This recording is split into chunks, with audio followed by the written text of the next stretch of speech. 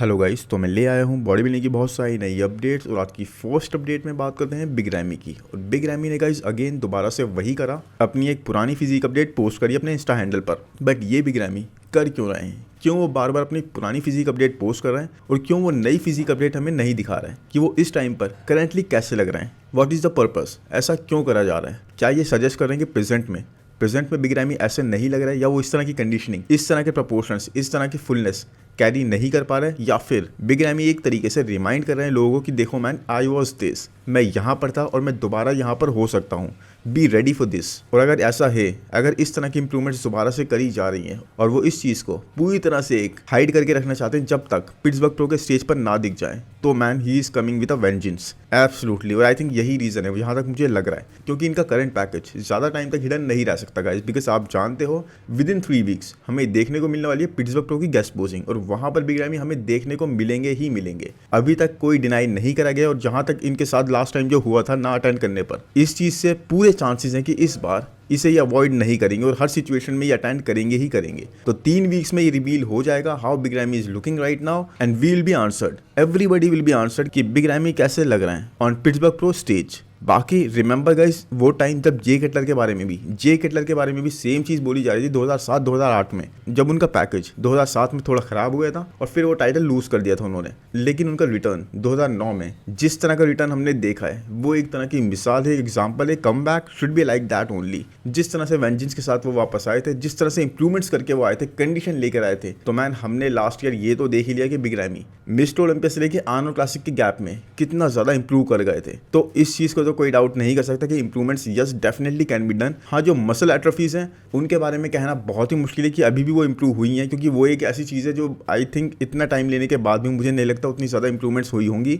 But उसके अलावा भी गाइज मुझे ऐसा लगता है कि इस साल अगर बिग रैमी होंगे लाइनअप के अंदर, तो टॉप 6 टॉप 5 तो क्रैक ईजिली कर ही लेंगे। उससे बाहर में उनको प्लेस होता हुआ नहीं देखता हूँ। बाकी यस, अगर दूसरे एस्पेक्ट भी कवर हो गए हैं, जैसे पिटौर के साथ उनकी कोचिंग के बारे में बहुत बातें हो रही हैं और पिटौर ने इस चीज़ को डिनाई नहीं करा, मैंने लास्ट वीडियो में कवर करा था। तो अगर इन्होंने एक न्यू कोच हायर कर लिए तो conditioning is going to be more better. और एट्रोफीज के मामले में भी काफ़ी सारी ऐसी चीज़ें जो करी जा सकती हैं कि आप अपने फ्लॉस को कैसे हाइड करते हो। तो लेट्स सी गाइस किस तरह से चलता है बिग रैमी का। बाकी कोई फिजिक अपडेट मिलते ही वैसे ही मैं पोस्ट करूंगा। अब हम चलते हैं नेक्स्ट अपडेट पर, तो वो है निक वॉकर की। एंड मैन, निक वॉकर ने time and time again prove करा है कि हार्डवर्क जेनेटिक्स को बीट कर देता है। एक मिसाल है ना कि हार्डवर्क बीट स्किल, तो वही है गाइस, वही चीज़ निक वॉकर प्रूव कर रहे हैं। अपने जेनेटिक्स को बार बार डिफीट कर रहे हैं, बार बार डिफाई कर रहे हैं। अब देखो कितने सारे जेनेटिकली सुपीरियर, कितने ज़्यादा एस्थेटिक शेप वाले, कितने लाइनअप के अंदर भरे पड़े, उसके बाद भी निक वॉकर जब से कंपीट कर रहे हैं टॉप 5 से बाहर कभी भी प्लेस नहीं हुआ। और कोई बड़े शो में तो टॉप 3 के बाहर प्लेस नहीं हुआ। टॉप 5 भी आई थिंक मैं स्टार्टिंग की बात कर रहा हूँ। आई मीन किसने सोचा होगा कि एक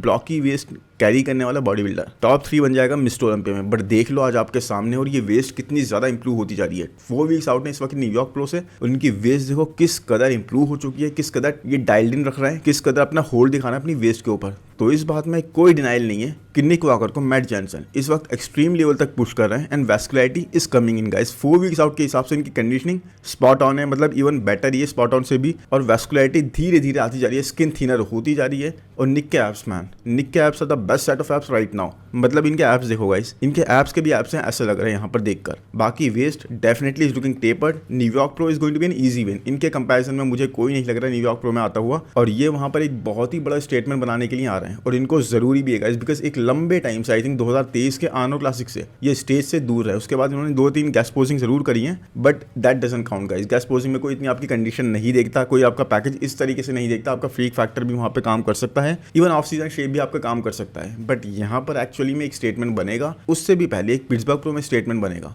बाकी अभी 4 वीक्स हैं and no one is holding this much muscle mass. इस फ्रेम पर, इस हिसाब से गाइस, इतना फ्रीक फैक्टर इस तरीके से कोई होल्ड नहीं करता। इनके जैसा मोस्ट मस्कुलर अभी के लाइनअप पर कोई हिट नहीं करता। यस, क्रिसो कैन ट्राई, बट उसके बाद भी गाइस कंडीशनिंग वाला एस्पेक्ट जो आ जाता है ना, वैस्कुलरिटी वाला एस्पेक्ट, वो तो कोई डेफिनेटली नहीं करता। और इस चीज़ पर आप भी अग्री करोगे, कोई भी इतनी ज़्यादा इंप्रूवमेंट्स नहीं दिखा रहा है। बिकॉज हर चीज़ इनके अगेंस्ट थी गाइस। ब्लॉकी स्ट्रक्चर, फ्रिज वाला शेप, हर चीज़ इनको बोली जाती थी। उसके बाद भी इंप्रूवमेंट्स देखो आप, कितनी ज़्यादा वेस्ट टेपर्ड लग रही है। और ये इसी तरह से एग्जाम्पल सेट कर रहे हैं डिफाइंग ऑड्स का, कि मतलब किस तरह से आप ऑड्स को डिफाई कर सकते हो, किस तरह से अपने क्रिटिक्स को आप शांत कर सकते हो with your efforts, with your results.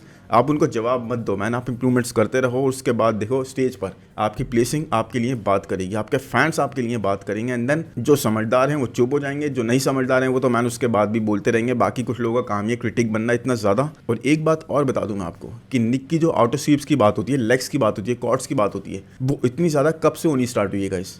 अगर आपको याद होगा 2023 के आर्नो क्लासिक से पहले ये बात इतनी ज़्यादा नहीं होती थी। जब वो मिस्टर ओलंपिया में 3rd प्लेस लेकर आए थे उस टाइम पर भी इस चीज़ की इतनी बात नहीं हुई थी। ये बात होनी स्टार्ट हुई है आर्नो क्लासिक से। और ये चीज़ एक्सपोज एक तरह से कब हुई है, ये चीज़ एक्सपोज गाइस तब हुई है जब निक वॉकर ने श्रेड्स को फ्रीक फैक्टर के ऊपर प्रेफरेंस दी। यस गाइस, आर्नो क्लासिक में निक और मैट जॉनसन ने दोनों ने डिसाइड करा कि इस बार हम निक का सबसे श्रेडेड वर्जन लाएंगे, सबसे कंडीशन वर्जन लाएंगे। और इसलिए इन्होंने काफी हद तक अपना साइज भी सैक्रिफाइस कर दिया और इस चीज से इनके कॉर्ड्स ने बहुत अच्छा टोल लिया और यही चीज वहां पर एक्सपोज हुई। लेकिन इससे पहले कभी नहीं हुई। तो मैं आपको जो पॉइंट बताना चाहता हूँ गाइस कि निक अगर अपने फ्रीक फैक्टर पर अब आते हैं तो ये चीज इतनी ज्यादा एक्सपोज नहीं होगी, इस चीज की इतनी ज्यादा बात नहीं होगी। वहां पर कुछ अलग ही सीन हुआ था, इसलिए इस चीज की इतनी बात हुई थी। बाकी आप जानते हो डेरेक लंसफोर्ड लास्ट ईयर के मिस्टर ओलंपिया में जब डेरेक लंसफोर्ड जीते थे तो उनके लेग्स भी काफी हद तक मास लैग कर रहे थे। यस गाइस, उनकी आउटर स्वीप भी उस तरह से नहीं थी। बाकी हार्डी और सैमसन के कंपैरिजन में, जब दोनों के कंपैरिजन में आप इनके लेग्स देखोगे तो बहुत ज्यादा ना अपर बॉडी के प्रोपोर्शन में लैग करते हुए पता लग रहे थे। बट इस चीज की इतनी बात नहीं हुई, सिर्फ इसीलिए गाइस क्योंकि ये चीज एक्सपोज ही तब हुई निक की जब उन्होंने बहुत ज्यादा कंडीशनिंग को, बहुत ज्यादा श्रेड्स को प्रेफर करा। और आई थिंक इस बार मैट जॉनसन और निक वॉकर इस चीज को बिल्कुल चेक में रखेंगे और पूरी तरह से ट्राई करेंगे कि फ्रीक फैक्टर उनका एक्स फैक्टर बनकर दिखे। और अगर ऐसा होता है तो ये वाली कॉन्वर्जेशन पूरी तरह से एक निक के लिए बंद हो जाएगी। बाकी वेस्ट को अपनी टेपर्ड इन्होंने कर दिया है, मसल मास और भी ज्यादा इंप्रूव है। आई डेफिनेटली बिलीव गाइस इनको यहाँ पर कोई नहीं रोकने वाला। वैसे तो दूसरे कई एथलीट्स आ रहे हैं but no, I don't think कि न्यूयॉर्क प्रोमेन को कोई रोकने वाला है। और पिट्सबर्ग प्रोमेन की गेस्ट पोजिंग मैन एक बहुत ही धमाका करने वाली है। बाकी अब चलें अगर नेक्स्ट अपडेट पर तो गाइस वो है क्विंटन बीस्टवुड की, जो कि मैट जॉनसन के ही क्लाइंट हैं। Yes guys, he is also working with Matt Johnson और trust me guys, Quinton has changed the game. Yes, Quinton Beastwood ने चेंज कर दिया है गेम, जिस तरह से अपनी ये इंप्रूवमेंट्स इन्होंने भी दिखाई हैं। अभी देखो काफी टाइम से ये अपनी पुरानी अपडेट्स पोस्ट कर रहे थे, या 3-4 वीक्स पहले की अपडेट्स पोस्ट कर रहे थे। अभी रिसेंटली इन्होंने जो अपडेट पोस्ट करी है वो अभी की है, इन्होंने खुद कंफर्म करा है अपनी स्टोरी के अंदर। यहाँ पर ही इज लुकिंग बिगर,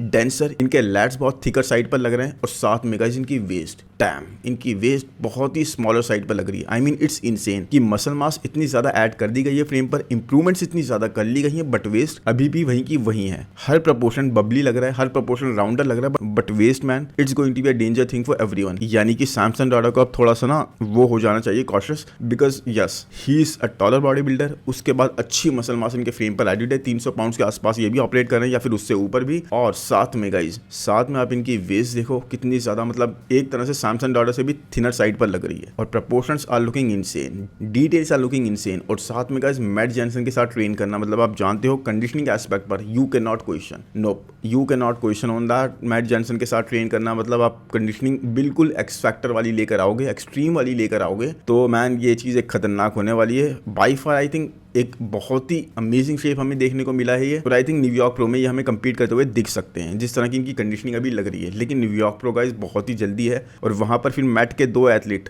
एक साथ भिड़ जाएंगे तो शायद मैट वो भी नहीं चाहेंगे। और अगर ये आते हैं तो वहाँ पर चीज़ें डिफिकल्ट हो जाएंगी सबके लिए। इनफैक्ट कहीं ना कहीं अगर मैं कहूँ कि निक वॉकर के लिए भी डिफिकल्ट हो जाएंगी तो यस कह सकता हूँ, बिकॉज यहाँ पे इनकी फिजिक देखकर मुझे बिल्कुल ऐसा लग रहा है। अब आप जानते हो मैं निक का फ़ैन हूँ, कहीं ना कहीं आप लोग भी हो, और इसीलिए ये कहना इतना ईजी नहीं है। लेकिन एब्सोल्युटली जो आपको स्क्रीन पर दिख रहा है मैन, उस चीज़ को आप इग्नोर नहीं कर सकते। क्विंटन को देखते हुए लग रहा है जैसे एस्थेटिक्स को प्रेफर करा जाता है, अगर कंडीशनिंग इनकी निक के लेवल की नहीं भी हुई बट ऐसे ही एस्थेटिक्स है। और अगर बैक इंप्रूव हुई, यस गाइस इनकी बैक एक बहुत बड़ा फैक्टर प्ले करेगी। तो अगर बैक इंप्रूव हुई तो मैन कहीं भी जा सकता है। जजेस आजकल शेप को ज़्यादा प्रेफर कर रहे हैं ओवर कंडीशनिंग, ओवर श्रेड्स। तो वही गाइस चीज़ें बहुत डिफिकल्ट हो जाएंगी। टोनियो की नहीं तो डेफिनेटली हो जाएंगी, बिकॉज सेकंड प्लेस आने का उनका ड्रीम ही रह जाएगा, क्विंटन वहाँ पर आ गए। बाकी अगर आप चलें नेक्स्ट अपडेट पर तो वो है एंड्रू जैक्ट की। और एंड्रू जैक्ट की लेटेस्ट अपडेट गाइस बहुत ही इनको ना बड़ा दिखा रही है। Yes he is looking dam bigger. Back की विथ देखो ऑन द वेस्ट, इनकी वेस्ट वहीं स्मॉलर साइड पर है, बैक की विथ और थिकनेस वो अलग ही बड़ी हुई लग रही है। लैट्स इंप्रूव लग रहे हैं इनके काफ़ी ज़्यादा। होपफुली गाइस एंड्रू के ये गेन जो इन्होंने मसल मास ऐड करी है ये स्टेज पर भी इसी तरह से ट्रांसलेट हो, ना कि श्रेड्स में या प्रेप करते टाइम इन्हें ये लूज कर दें। और आई थिंक इसीलिए इनको एक स्टेपल की तरह इनको काफ़ी टाइम तक अपने फेम पर होल्ड करना चाहिए। अभी ऑफ सीजन और कंटिन्यू करना चाहिए ताकि ये मसल मास जो इंक्रीज करी है ये सीजन हो इनके फ्रेम पर, जैसे कि हैनी रैम्बर्ट बोलते हैं। बाकी हर कोई चाहता था एंड्रू को एक ऑफ सीजन लेते हुए देखने के लिए कि एंड्रू ऑफ सीजन लेंगे तो कैसे हो जाएंगे, किस तरह की इंप्रूवमेंट्स ये कर सकते हैं। And I won't be surprise guys if Andrew chat इस साल सरपास कर दे सैमसन डॉला को। Yes guys, last year Andrew chat की आई थिंक 5th प्लेस थी। उसके बाद इस बार जैसे इंप्रूवमेंट्स ये करके आने वाले हैं, जैसे एस्थेटिक्स से रखते हैं, जैसी कंडीशनिंग ये ला सकते हैं गाइस, मुझे डेफिनेटली इसमें कोई डाउट नहीं है कि सैमसन को ये बीट कर दें प्लेसिंग के अंदर, और टोटली पॉसिबल है। इस बार का टॉप 6 लाइनअप गाइस बहुत ही डिफिकल्ट होने वाला है, क्योंकि बिग रैमी भी होंगे, विलियम बॉनिक भी होंगे, एंड्रू चैट भी होंगे, क्विंटन बीस्टवुड, मतलब इतने सारे एथलीट्स जो लास्ट ईयर हमें लाइनअप पर नहीं दिखे थे। निक वॉकर, यस, तो आप देख लो बहुत चीज़ें चेंज होने वाली हैं, और शफल ना काफ़ी ज़्यादा होने वाला है मुझे लग रहा है, बिकॉज अभी तक ऐसे कोई डोमिनेंट टॉप 6 जिनको हम वहीं पर प्लेस होते हुए देखें या फिर इवन चैंपियन हमें नहीं मिला है। तो कुछ भी चेंज हो सकता है, कहीं भी चेंज हो सकता है। अभी तो फिलहाल he is coming to Dubai pro to earn the qualification for mister Olympia, but Dubai pro में इनका सामना और भी दूसरे कई सारे एथलीट से होगा। विलियम बॉनिक भी आई थिंक वहां पर कंपीट करने वाले हैं, और साथ में जहां तक मुझे याद है बहरूस तबानी, यस, बहरूस तबानी भी is not going to make things easy for him, मतलब वहां कंडीशनिंग इनको एब्सोल्यूट नेक्स्ट लेवल की लानी होगी, नहीं तो बहरूस तबानी कंडीशनिंग का मार्क मैं नहीं समझता कभी भी मिस कर सकते हैं। उनकी कंडीशनिंग होती ही अलग लेवल की हर जगह पर। बाकी अब चले अगर अब नेक्स्ट अपडेट पर, तो होगा इस मार्टिन फिट्जवाटर की, और मार्टिन ने अभी कंफर्म करा है कि he is also doing New York pro.